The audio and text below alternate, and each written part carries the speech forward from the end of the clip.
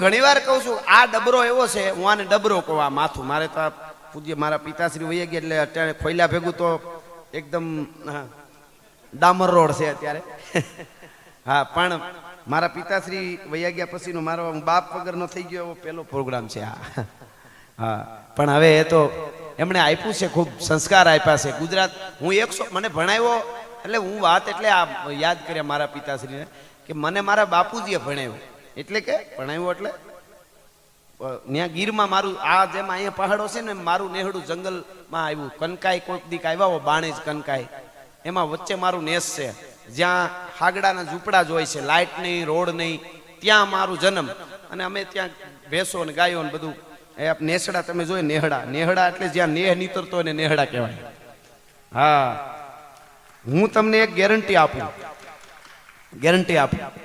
કે તમે અહીંથી કોઈ પણ બેન દીકરી 18 વર્ષની દીકરી એકલી જાય ગીરમાં આખા જંગલમાં નેહડે અને માલધારી કોઈ મળી જાય, એમને માલધારીને મળી લે ને કે હું એકલી દીકરી છું, ઠેઠ અંબાજીથી આવી છું અને મારે રોકાવું, શું કરું, મને હળ નથી ઉજતી, તો માલધારી તમને કહે કે તારા પિયરનું ઘર છે બેન, ઘર સુધી મૂકવા ન આવી ગીરના નેહડા વાળા ન કહેવાય ભલા માણસ.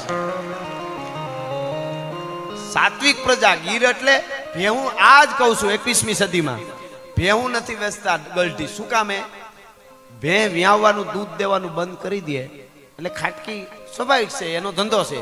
આવીને એમ કે આના આટલા 1000 આપી દઈએ, હવે તમને ક્યાં દૂધ આપવાની છે એમ. એટલે માલધારી આજ પણ કહું છું, માલધારી અમારા એમ કે અરે એનું અમે 10-15 વેતર દૂધ ખાધું છે, એ અમારી માં કહેવાય. ભલે 2 વર્ષ ખોબો ખાળ ખાઈને મરી જાય, બાકી એને દેવાય નહીં. અમારી ગીરમાં માલધારી દૂધ ખાતું હોય, ભે ખાટકી નથી દેતા. અને ભણેલા લોકો માવતરને વૃદ્ધાશ્રમમાં મૂક્યા હોય. હવે તમે ભણેલા કોને માનશો એ અહીંયાથી કહું છું ભલા માણસ. એટલે રૂડી રળિયામણી હરિયાળીની હેતાળ ચારણ ગીર નથી છોડવી તારા પહુને પાછા વાળ. એ ગાંડી ગીર છે. ગીરમાં કોક દીક આવો મોજ આવે, ચશ્માના નંબર વયા જાય, છૂટા સિંહ જોવો ને તો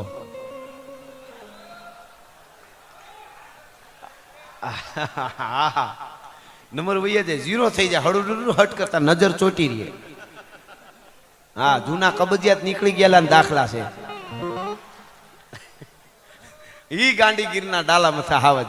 આજ તમે આવ્યા હો ગીરમાં ફરવા માટે અને ધીરે ધીરે તમારી ગાડી જાતી હોય હિરણ ને કાંઠે, રાવલ ને કાંઠે, સિંગડા કાંઠે, શેત્રુંજી ને કાંઠે, પોપટરી ને કાંઠે, મસુંદરી ને કાંઠે જાતી હોય ગાડી તમારી, એમાં ધીરો આડો ઉતરે, પંજા નાખતો આવ્યો સિંહ ડાલા મતો કાળ જાળ ડાટાળો હાલિયો દેતો ડુંગરા ડણક મને હાથિયા મૃગરા ધૂડો હાલિયા પ્રતિરે માથે લાગિયા કેતારા કેતા કરેના બણક ઉહુરી નટાળો ગતિ ક્રોધ વાળો કોપ વાળો ઢાળે નસા મોટ ઢાળો કરતો હુકાર હાથે ફાળ વિકરાળ કાળો હંધો જાણે કાળ ચૂકે નહીં એક થાપે હાથિયો શિકાર ગરાણો રોશના ધરે ભૂલથી ના ભરે પાછો લાંગણો હોય તો કદી ખાઈ ના અખાજ છતરી પેતરો બાંધી કરે ના શિકાર કદી અટકો ફેફરા પાણે કે હરી અવાજ.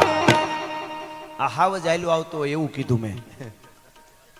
આ ચારણી સાહિત્ય છે. મુંબઈમાં એક બેને અમારા હરસુરભાઈ ગઢવીને પૂછેલું, તમે ગઢવીઓ બધા કડર ફડર બોલો, અમને પ્રશ્ન બહુ કરે. ઈ તમે બોલો તો અમને સમજાય જાય એવું કરવું હોય શું કરવું પડે? હરસુરભાઈ કે 1 વાર 2 વાર 4 વાર 6 વાર અમારા સૌરાષ્ટ્રમાં જન્મો મરો તોય મેળ પડવો જ પડે. અમને પ્રશ્નો બહુ કરે. સારા પ્રશ્નો કરે ને તો બોલવાનો, એનો જવાબ દેવાનો મજા આવે. અમુક તો એવા ઊંધા પ્રશ્નો કરે. એક જોડો મને કે અંબાજી મહાકાળી શિવ કૃષ્ણ આ બધા હશે બોલો, આપણો મગજની નસું ખેંચાય ને. એ કે આ બધા હશે. મેં કીધું તારું નામ શું? મને કે મારું નામ અહીંયા નામ નથી દેતો આપણી ખાનદાની પ્રમાણે.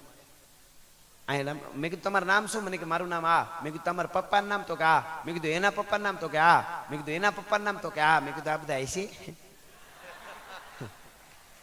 મને કહ્યું તો હોય ને. મેં કીધું હોય, આવા પ્રશ્નો કરતો નહીં કોઈ દી. એટલે હું તમને શરૂઆતમાં કહેતો કે આ ડબરો એવો છે, ડબરો કોવાને એમાં ખારું ન ભરો તો ખરાબ તૈયાર જ છે હાવ. એટલે હું એ કહેતો મારા પિતાશ્રીએ મને ગીરમાં ભણાવેલો અને એકડિયાની સોપડી લઈ આવે ને ભેહું ચારતા એમને એમના કુટુંબના એક કાકા હતા, એને થોડુંક આવડતું શીખાડેલું. પછી અમારે ગીરમાં જૂના એ વખતે બ્રાહ્મણ છે ને ભૂદેવ, 1 મહિનો ખાલી આવે, શંકરની પૂજા કરે, નેહડામાં રોકાય, એ દૂધ બૂધ ને દૂજાણા. તો એની પાસે ધરાર મારા બાપુ લખતા વાંચતા શીખી ગયા. એને મને શીખવાડેલું, એટલે હું નિશાળે નથી ગયેલો, પણ એમના આશીર્વાદ ને આપ બધાનો પ્રેમ મને અહીં સુધી પુગાડ્યો છે. અત્યારે આપણી બધી ગુજરાતની વાતો દેશ વિદેશમાં પુગાડું છું, એ આપણો પ્રેમની તાકાત છે ભલામણ. હા, આપે મને પ્રેમ આપ્યો એના કારણે. પણ આ વાત કરવાનું ગીરને યાદ એટલે કરું છું કે તમે આજે ગીરમાં આવ્યા હો અને તમારી ગાડી આડો હાવજ ઉતરે અને પછી વયો જાય ધીરો ધીરો ધીરો ધીરો, પછી તમે પાછા અહીંયા વહી આવો અંબાજીમાં, પછી તમે અંબાજીમાં કે અમદાવાદમાં ક્યાંય જ્યાંથી આવ્યો ત્યાં તમે પાછા વયા જાઓ. 1 મહિનો નહીં, 2 મહિના નહીં, 5 મહિના નહીં, 5 વર્ષ નહીં, 10 વર્ષ નહીં, 20 વર્ષે પાછા ગીરમાં આવો, બધા સ્થળ ભૂલાઈ જાય તમને કે અમે આવ્યા હતા પણ ખબર નથી અમે કઈ જગ્યાએ આવ્યા હતા. ધીરે ધીરે તમે આ ગાડી તમારી હાલી જતી હોય અને 20 વર્ષ પછી એ સ્થળ આવે ને એટલે યાદ આવે 20 વર્ષ પહેલા અહીંયા આડો ઉતર્યો તો, જેની મુલાકાત નો ભૂલાય એને સિંહ કહેવાય. ભલા માણસ જાત કમાણી કરીને ખાઈ સિંહની જાત, ભૂખો રીએ પણ કોઈ દી ખડ નો ખાઈ સિંહની જાત. આ સમજ્યા જેવું છો. જુવાન ધન ને કહું છું, તમારામાં ખાનદાની હશે ને તમારી ચારિત્ર ઉજળું હોય છે, તાકાત નથી તમારા સામે આંખથી આંખ મેળવીને કોઈ વાતો કરી શકે સાહેબ. હા, એ મોટી વાત છે.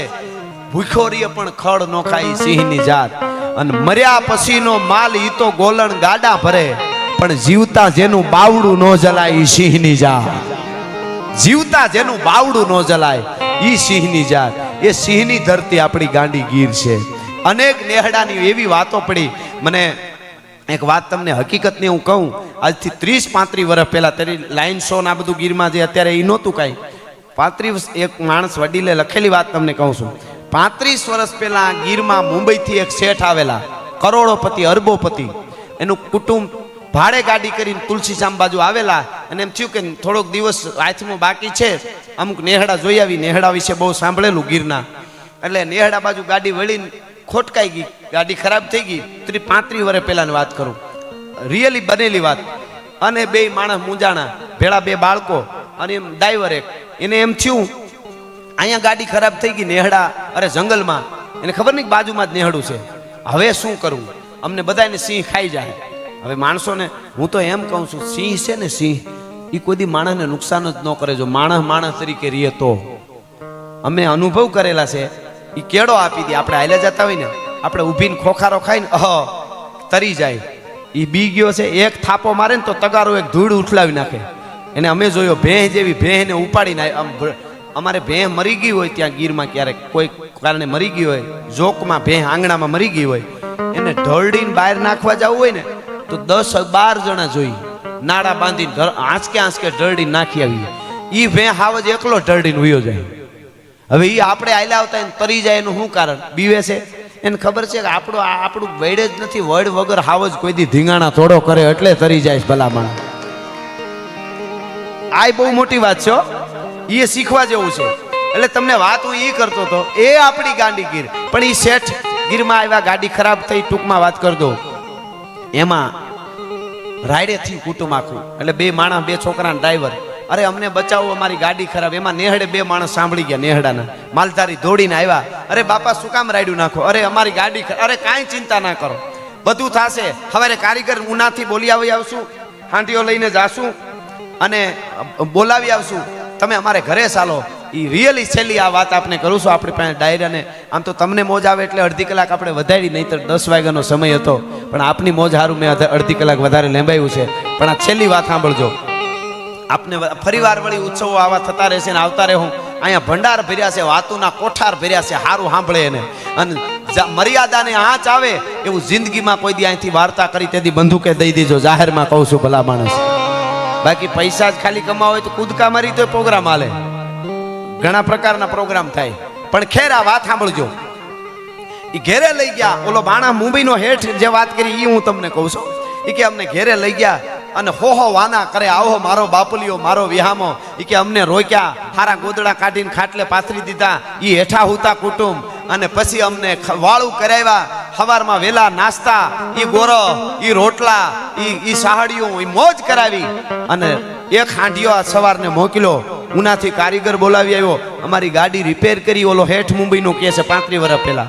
પણ થયું એવું કે છેલ્લે ગાડી રિપેર થઈને અમે જ્યારે વિદાય લેતા હતા ત્યારે મને એમ થયું કે આ નાના માણસ આના હાથમાં, હું તો અરબોપતિ, પણ કે એમ થયું કે આના હાથમાં કંઈક દઉં.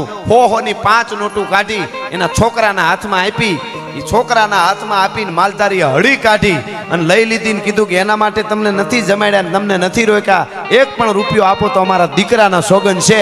હવે સાંભળજો ઓલો શેઠ કે એ પૈસા એના પાછા જ્યારે છોકરાના હાથમાંથી આંચકીને માલધારી મારા હાથમાં દેતો હતો અને મારી આંખું ફાટી રહી અને મને એમ લાગ્યું કે હું અરબોપતિ તેથી એની પાસે ભિખારી લાગતો હતો, એની ખાનદાનીની પાસે, ભલા માણસ ગાંડી ગીરના માલધારી પાસે. આ પરંપરાની અનેક વાતો ફરી ફરીને મોજ આવશે ત્યારે કરતા રહીશું. છેલ્લે 1 મિનિટ માટે રામબાળાનું સપાખરું લઈને આપણે જુદા પડશું. એટલા માટે હા ભૂદેવો હાંધા તોડિયા પાંજરા વાળા હાંકળ લેથી બાગ છૂટ્યા બાંગ ગોલી ગામડામાં થયા આગ બાગ નાની છૂટા દેહ જામુ ગાળા પછુટા પેનાગ જાણે છૂટા નાસ માન કેના ફૂટા જમી તાક ગાળા ફાળા તેગુ વાળા પલ્લે કાળા બેર જાગા પાડ વાળા રેંગા ગાળા રગ તાળા પૂર ખોજાળા ઉટેળા વાહે વાદળા રનોર ફાડે ફાડે તાળી બંદુ કાળી બાગા રાણ દૂર फड़े ताली माधु काली पागाराण तोर गाने के काना जाने की गाड़ी खाने की बाखरा गाड़ी जाने की जार दाखा मुठिया जुदार. साउंड अद्भुत છે, સરસ સાઉન્ડ છે બેલા. फड़े ताली माधु काली पागाराण तोर गाने के काना जाने की गाड़ी खाने की बाखरा गाड़ी जाने की जार दाखा मुठिया जुदार गाने रणे की सिद्धवारा जाने की मुठिया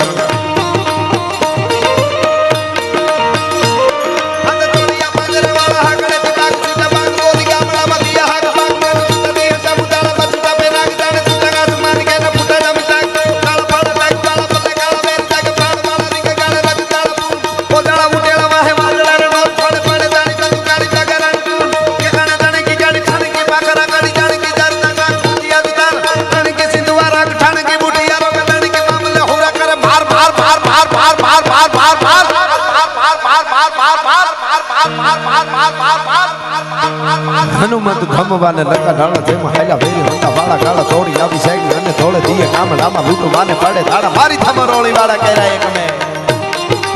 અને શરૂઆતમાં કર્યું એમ છેલ્લી કડી બોલું ત્યાં હર હર આવશે ત્યારે 2 હાથ ઊંચા કરી અને મારી હારે હર હર કરજો.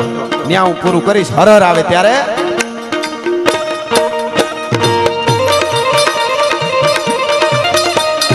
देखो मुल्क मराठों का ये जहां शिवाजी डोला था,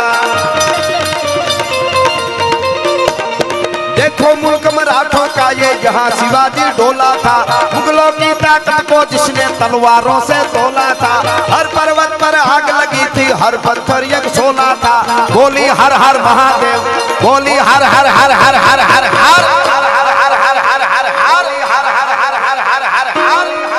अंबे माता की, भारत माता की, नमः पार्वती पति हर हर महादेव.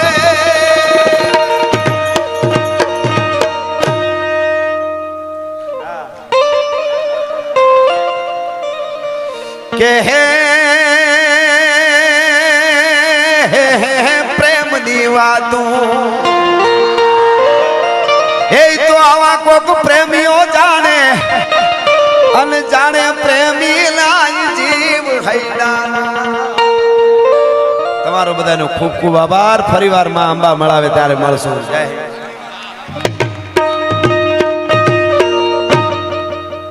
ભારત માતાજી.